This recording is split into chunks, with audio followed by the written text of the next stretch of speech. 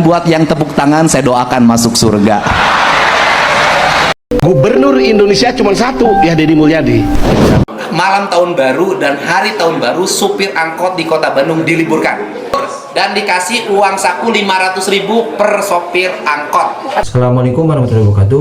Bapak Ibu, Kang Deddy Mulyadi mengaji kembali di depan ribuan Ustadz Abdul Somad, Ustadz Adi Hidayat, Yong Rara pasti terkejut yang mendengarkan pidato ini, yang mana Kang Deddy pun melakukan kebijakan yang mana sangat bermanfaat bagi warga Jawa Barat. Ya, ini benar-benar sih ya teman-teman, yang membuat kita selalu terkejut setiap harinya. Ya, Kang Deddy Mulyadi ini. Dalam bahasa Sundanya milang kala. Milang artinya menghitung, kala artinya waktu. Dan kebetulan presiden yang jadi wakil presidennya 2 kali adalah Pak Yusuf Kala. Karena Pak Yusuf Kala ini orang yang pandai berhitung waktu, kapan dia terbit dan kapan harus diam. Itulah Pak Yusuf Kala. Muhammadiyah apa pagelaran seni? Ternyata Muhammadiyah itu memiliki nilai estetika lokalitas yang sangat tinggi. Saya nggak tahu, mungkin karena gubernurnya saya jadi perbanyak kesenian. Dan Pak Ketua Umum, saya sampaikan bahwa saya boleh cerita secara personal. Sebelum saya bicara di tempat manapun di universitas, sebelum jadi gubernur, Universitas Muhammadiyah lah yang pertama mengundang saya. Untuk itu kata orang Sunda, kudu ngukur kakujur, kudu boga rasa jeung rumasa. Maka saya di 2026 nanti saya akan berikan 40 beasiswa S1 gratis bagi keluarga besar Muhammadiyah, dan biayanya ditanggung oleh Gubernur Jawa Barat. Dan tadi saya juga melihat alunan membaca ayat suci Al-Quran, kemudian paduan suara pagelaran seni. Boleh dong kalau saya ngasih beasiswa. Yang baca ayat suci Al-Quran sampai S2 saya gratiskan kuliahnya. Yang paduan suara saya kasih bonus 25 juta. Yang tadi tari karena banyak jumlahnya saya kasih 50 juta ya. Biar pada lebih semangat. Dan buat yang tepuk tangan saya doakan masuk surga.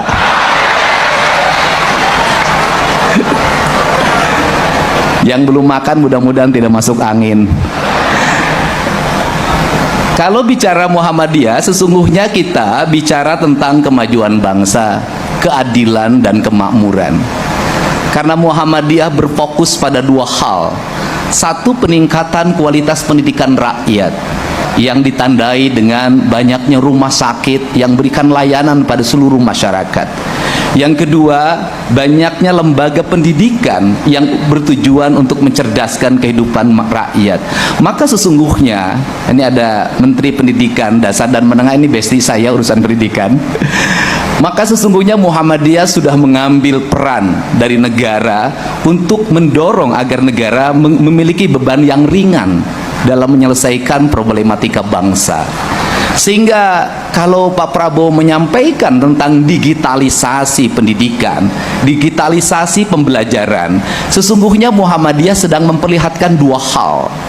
Yang pertama adalah kekuatan moralitas yang menjunjung tinggi kejujuran, kebenaran dan keadilan merupakan sendi utama dalam membangun insan kebangsaan, dan itu barangkali Muhammadiyah memperlihatkan dari sikap mental para tokohnya yang senantiasa jujur ketika memimpin, bersahaja dalam bersikap, dan senantiasa memberikan tauladan di tengah-tengah masyarakat.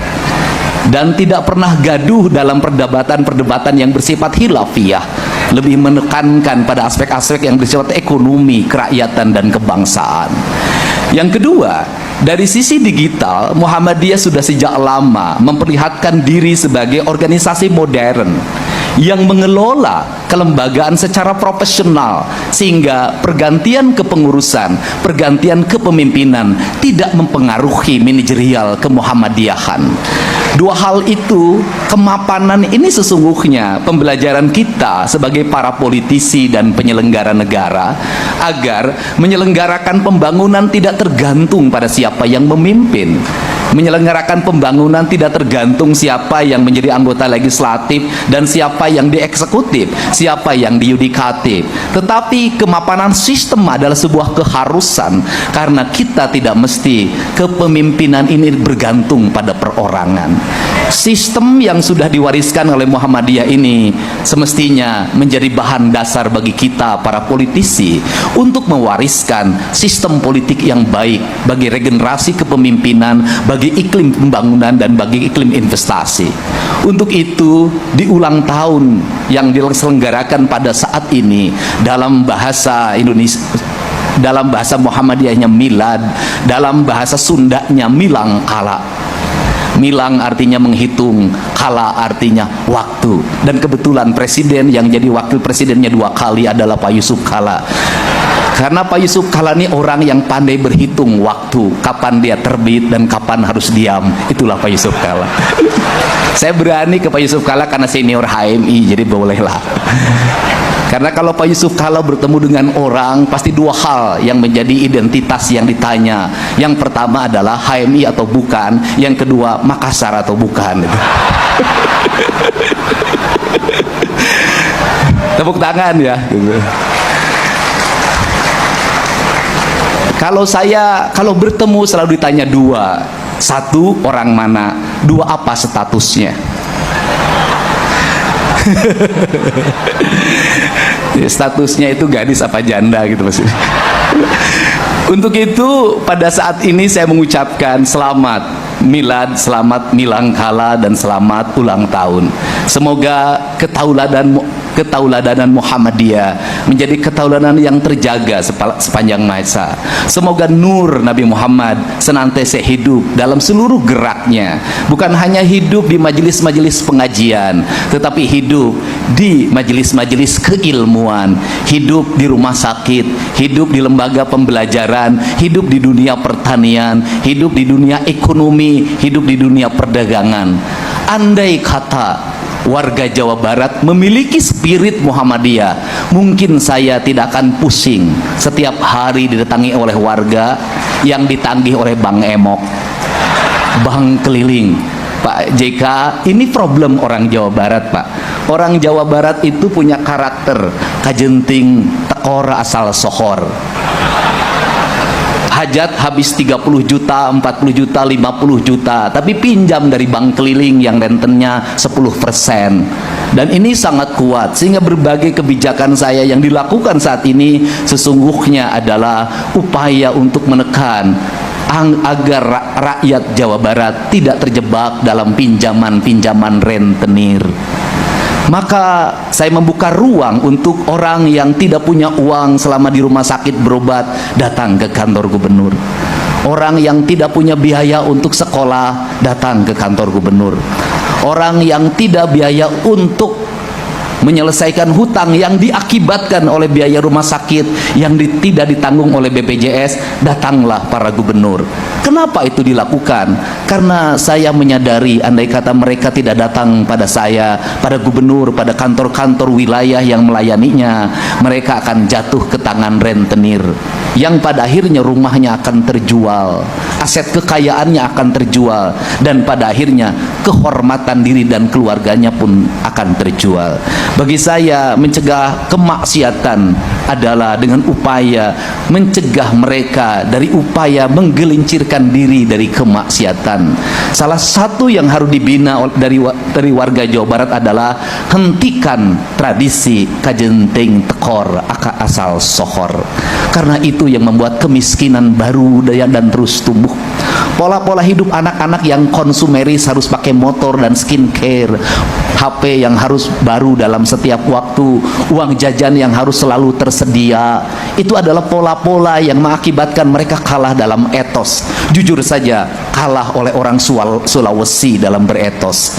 Untuk itu, cara berubah masyarakat bukan hanya disuapi, tapi dibiarkan mereka mandiri dan dibiarkan mereka juga bisa menyelesaikan problemnya sendiri. Tugas negara itu menurut saya hanya 3. 1, menjamin pendidikannya gratis. 2, menjamin kesehatannya gratis. Yang ketiga, memberikan sarana prasarana perumahan. Yang keempat, yaitu menjamin keamanan. Dengan ruang itulah maka kesejahteraan yang dicita-citakan oleh pendiri Muhammadiyah yang hari ini namanya menjadi Ketua PW Jawa Barat akan segera terwujud. Saya ucapkan terima kasih. Malam tahun baru dan hari tahun baru, supir angkot di kota Bandung diliburkan. Saya ambil keputusan. 2 hari. Jadi tanggal malam tahun baru itu hari apa? 31. Hari Rabu dan Kamis. Jadi hari Rabu dan hari Kamis libur dan dikasih uang saku 500.000 per sopir angkot. Oke? Mantap tidak? Mantap. Kata orang Sunda, hirup ukur sasamperan, awak ukur sasampayan, sariring riring dumadi, sarengkak sapari pola, sadaya kersaning gusti. Nah, orang Sunda kan begitu. Artinya apa? Seluruh rangkaian perjalanan diri kita dalam hidup ini tak ada satupun yang harus kita akui. Baik buruknya hidup kita, semua adalah garis kehidupan yang harus kita jalani. Dan semuanya Allah yang menentukan. Jadi Anda melihat relasi keislaman dan kesundaan itu bagaimana? Islam dan kesundaan itu begini. Islam kan nilai universal. Iya. Sedangkan Sunda adalah nilai teritorial.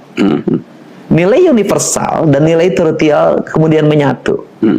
Maka kata orang Sunda, Islam dan Sunda itu seperti dengan panon jeung awasna, ceuli jeung danguna, irung jeung angsena, letah jeung ucapna, hate jeung ikhlasna. Apa itu artinya? Islam dengan Sunda itu seperti mata dengan penglihatannya, telinga dengan pendengarannya, hidung dengan penghisapannya, lidah dengan pengucapannya, dan hati dengan keikhlasannya. Sundanya hati, ikhlasnya Islam. Kan itu kan satu kesatuan. Ya, ya. Nah, kalau itu satu kesatuan, ngapain kita mempertentangkan dan dipertentangkan? Simbolisme itu sangat dipengaruhi oleh aspek-aspek yang bersifat wilayah. Ya. Simbolisme agama sangat dipengaruhi oleh tanah, air, udara, matahari. Misalnya begini, kalau orang Arab pakai gamis, karena memang di sana gurun, Ya. pasir. Profesinya mungkin hari ini kan banyak kan gedung bertingkat di sana. Ya. Ada hasil tambang minyak bumi yang sangat tinggi. Kemudian ya paling menggembala itu di hamparan pasir. Orang Sunda itu sawah yang airnya ada rawaknya. Ya, ya. Harus dicangkul dulu, airnya segini. Ya pasti beda dong cara bajunya, warnanya juga beda. Nggak mungkin tukang nyangkul pakai gamis warna putih. Kan artinya bahwa konteks simbolisasi dalam beragama itu sangat tergantung dipengaruhi oleh lingkungan di mana kita tinggal. Gubernur Indonesia cuma satu, ya Deddy Mulyadi. Sahabat yang pertama kali main Facebook, Deddy Mulyadi. Ketika Bupati Purwakarta, page Facebooknya sudah jutaan, Pak. Jadi bukan baru mulai, bukan. Sudah jutaan, Pak. Makanya penghasilan Deddy Mulyadi saat ini di sosial media per bulannya miliaran, Pak. Ketika Bupati Purwakarta, saya pernah ngobrol sama beliau. Jadi memang kalau PR digital itu hanya tentang 3 hal. How to create the content, bagaimana membuat konten, how to manage content, when to share the content. Yang ketiga, how to manage digital community. Nah, Deddy ini sudah melakukan ini sejak Bupati Purwakarta. Beliau punya tim, Pak. Punya tim. Facebook, waktu itu beliau banyak main di Facebook. Facebooknya jutaan, Pak, page-nya. Mungkin ya di Indonesia paling besar fanpage Facebooknya beliau sampai bisa jadi 20 jutaan. Hingga Deddy Mulyadi berseloroh, saya nggak perlu lagi lawan, nggak perlu lagi, ya saya langsung di tempat saya gitu ya. Kan hasilnya adalah bisa tukeran gubernur nggak orang Jawa Timur. Kemarin perban di Sumatera Utara ada yang teriak, Pak Kadem tolong kesini, tolong bantu kami. Kadem, Pak, perban bencana di Sumatera Utara, nyebut Deddy Mulyadi gitu. Serasa gubernur Indonesia cuma satu, ya Deddy Mulyadi. Artinya beliau berhasil buat dirinya sebagai sebuah brand. Gubernur tuh begini, berdasarkan penilaian kita seperti itu. Ini beda nih angle-nya, kebetulan yang ini tentang brand, bagaimana membuat branding diri. Oke teman-teman semua, itu dia yang mana pidato KDM mengaji di depan ribuan ustadz ya, yang mana situ ada tokoh-tokoh ternama, ada ustadz ternama juga ya, yang mana begitu banyak sekali manfaatnya yang menurut saya untuk kita simak ya teman-teman. Bukan cuma itu aja ya, KDM mendapatkan penghargaan ya, mendapatkan penghargaan gubernur ya, gubernur terfavorit se-Indonesia ya teman-teman. Masya Allah, tabarakallah ya.